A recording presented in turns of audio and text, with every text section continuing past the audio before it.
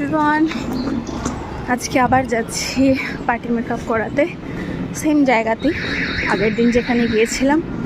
এই বেরোলাম, প্রচণ্ড গরম। চলো যাই, মেট্রো স্টেশনে যাবো এখন। যতই গরম হোক বলো, কাজে তো যেতেই হবে, সবাই যায়।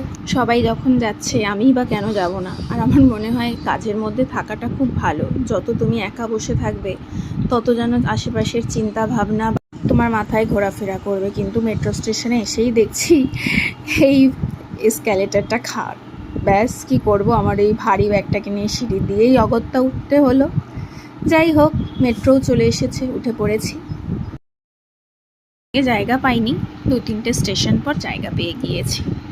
এবার নেমে পড়েছি স্টেশনে। এখানে ওয়েট করব, আর একটা দিদি আসবে, ওর সাথে আমরা একসাথে যাব, কারণ ওখানে অনেকজনই করবে, তো আমি একা হাতে এতগুলো করতে পারবো না।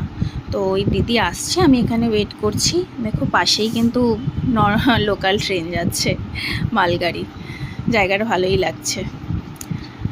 চলে এসেছি পার্টির বাড়ি। এই দেখো, এই হেয়ারটা করেছি আমি, ভালো লাগছে, আমার তো ভীষণই ভালো লাগছে। আমি ফার্স্ট করলাম, আর ওই সেম দিদিকেই সাজিয়েছি।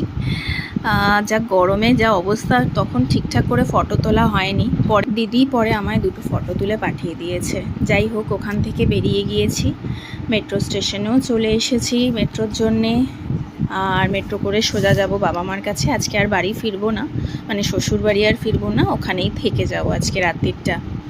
চলো মেট্রোতে উঠি। এখান থেকে না অনেকটাই ফাঁকা পাওয়া যায় মেট্রোটা, এই নোয়াপাড়া স্টেশন বলো, বরানগর স্টেশন বলো। আর সত্যি কথা বলতে বাড়ি ফিরলেই কোথাও আমার বাচ্চারা সবসময় বলে, মা কি এনেছো?